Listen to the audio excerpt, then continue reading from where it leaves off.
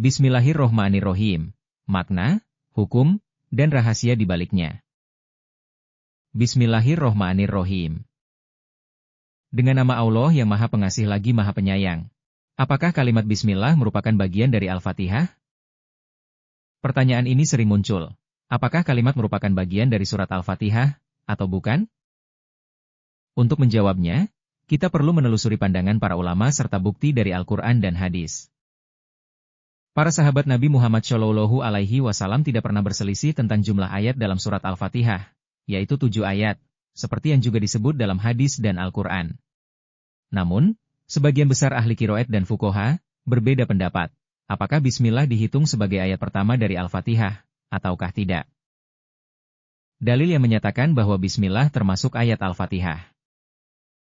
1. Dalam Mushaf Utsmani, kalimat Bismillahirrohmanirrohim ditulis di awal surat Al-Fatihah, sebagaimana ditulis juga di awal setiap surat, kecuali surat At-Taubah.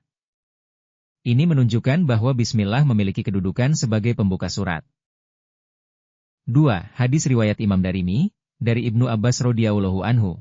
Beliau berkata, Nabi Shallallahu alaihi wasallam tidak mengetahui pemisah antara dua surat, kecuali dengan Bismillahirrohmanirrohim. Ini mengindikasikan bahwa Bismillah bukanlah sekadar bacaan pembuka biasa, melainkan bagian dari wahyu yang diturunkan. 3. Imam Syafi'i rahimahullah berpendapat bahwa Bismillah adalah ayat pertama dari setiap surat, kecuali At-Taubah, termasuk Al-Fatihah. Pendapat ini juga diikuti oleh ulama Syafi'iyah lainnya. Pandangan yang menyatakan Bismillah bukan termasuk ayat Al-Fatihah. Sebagian ulama, seperti Imam Malik rahimahullah, berpendapat bahwa Bismillah tidak termasuk ayat dari surat Al-Fatihah. Beliau bahkan berpendapat bahwa Bismillah tidak dibaca dengan suara keras dalam sholat. Dalil mereka antara lain. 1. Dalam riwayat hadis Imam Muslim, disebutkan bahwa Rasulullah Shallallahu alaihi wasallam membaca surat Al-Fatihah dalam sholat tanpa menyebut Bismillah dengan suara keras. 2. Dalam Mushaf Madinah dan bacaan sebagian sahabat, ayat pertama surat Al-Fatihah dimulai dari Alhamdulillahirobbil alamin. Namun, meskipun terjadi perbedaan pendapat dalam hal ini, semua ulama sepakat bahwa membaca Bismillah sebelum membaca surat dalam sholat adalah mustahab atau dianjurkan, baik dibaca dengan suara pelan maupun keras, tergantung pada mazhab dan konteks sholat. Makna dan keutamaan kalimat Bismillahirrohmanirrohim. Kalimat ini terdiri dari 4 bagian. 1. Bismillah, dengan nama Allah. 2. Ar-Rahman, yang Maha Pengasih. 3. Ar-Rahim, yang Maha Penyayang. Kata, Bismi, berasal dari kata dasar isem, yang berarti nama. Dalam konteks ini, dengan nama Allah, menunjukkan bahwa setiap amal atau pekerjaan yang baik sepatutnya dimulai dengan menyebut nama Allah. Ini menandakan bahwa segala sesuatu harus dilakukan atas dasar keikhlasan kepada Allah Subhanahu wa Ta'ala. Ar-Rahman dan Ar-Rahim. Kedua nama ini merupakan dua sifat kasih sayang Allah. Namun, masing-masing memiliki makna tersendiri. Ar-Rahman menggambarkan kasih sayang Allah yang luas dan menyeluruh bagi seluruh makhluknya, tanpa membedakan antara orang beriman atau tidak. Ar-Rahim menunjukkan kasih sayang khusus Allah yang terus-menerus, yang ditujukan secara spesifik kepada hamba-hambanya yang beriman dan taat. Dengan menyebut dua sifat ini secara bersamaan, seorang muslim diingatkan bahwa Allah Maha Pemurah kepada semua makhluknya, tetapi juga menunjukkan kasih sayang yang lebih mendalam kepada mereka yang beriman dan bertakwa. Mengapa kita dianjurkan memulai segala sesuatu dengan Bismillah? Allah Subhanahu wa Ta'ala berfirman dalam Al-Quran. Dan sebutlah nama Tuhanmu ketika kamu lupa. Al-Quran Surat Al-Kahfi ayat 24. Nabi Muhammad Shallallahu alaihi wasallam juga menekankan dalam banyak hadis bahwa setiap amal yang tidak dimulai dengan Bismillah, akan terputus dari keberkahan. Dalam sebuah hadis disebutkan, setiap perkara penting yang tidak dimulai dengan menyebut nama Allah, maka amal itu akan terputus, tidak berkah. Hadis riwayat Abu Daud, Ibnu Majah, dan lainnya. Maka dari itu, mengucapkan Bismillahirrohmanirrohim, bukan hanya bentuk ibadah, tetapi juga pengingat bagi jiwa kita agar setiap langkah yang diambil, senantiasa dalam naungan ridho Allah Subhanahu wa Ta'ala. Bismillah dalam kehidupan sehari-hari. Kalimat ini tidak terbatas pada pembacaan Al-Quran atau ibadah formal. Rasulullah Shallallahu alaihi wasallam mengajarkan kita untuk mengucapkan Bismillah saat hendak makan dan minum, saat keluar dan masuk rumah, saat mengenakan pakaian, saat menaiki kendaraan, bahkan saat hendak berhubungan suami istri, sebagaimana dalam hadis. Jika seseorang di antara kalian ketika akan menggauli istrinya, membaca, Bismillah, Allahumma janibna si syaiton wa janibisi syaiton marozaktana, maka jika dari hubungan itu lahir anak, syaiton tidak akan dapat mencelakakannya.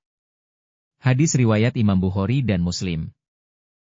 Ini menunjukkan bahwa Islam adalah agama yang mencakup seluruh aspek kehidupan, dan kalimat Bismillah menjadi pintu masuk untuk menjadikan setiap tindakan sebagai bentuk ibadah. Bismillah sebagai perlindungan dari gangguan syaiton. Mengucapkan Bismillahirrohmanirrohim juga menjadi pelindung dari gangguan syaiton. Dalam berbagai hadis syahih disebutkan bahwa syaiton tidak akan ikut makan atau minum jika seseorang membaca Bismillah sebelum makan. Ketika seseorang masuk rumah dan membaca Bismillah, syaiton tidak bisa ikut masuk. Ketika seseorang menyembelih hewan dengan menyebut Bismillah, sembelihan itu menjadi halal, dan tidak dikuasai oleh jin atau syaiton. Dalam sebuah hadis riwayat Muslim, Rasulullah Shallallahu Alaihi Wasallam bersabda, sesungguhnya syaiton ikut serta dalam segala hal yang tidak diawali dengan nama Allah. Oleh karena itu, membiasakan diri untuk mengucapkan Bismillah pada setiap aktivitas, akan menjaga kita dari kejahatan yang tersembunyi. Perbedaan antara Ar-Rahman dan Ar-Rahim dalam tafsir ulama. Para ulama tafsir klasik, memberikan penjelasan mendalam terkait dua sifat ini. Imam Al-Qurtubi menafsirkan bahwa Ar-Rahman adalah kasih sayang Allah yang bersifat umum, dan tidak hanya diberikan kepada orang-orang beriman, sedangkan Ar-Rahim adalah kasih sayang Allah yang diberikan kepada orang-orang beriman di dunia dan akhirat.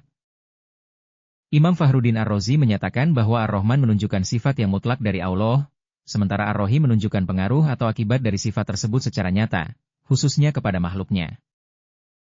Dengan demikian, menyebut kedua sifat ini dalam Bismillah, mengandung makna bahwa kita memulai segala sesuatu dengan memohon rahmat Allah secara umum dan rahmatnya yang khusus. Kesimpulan dan hikmah.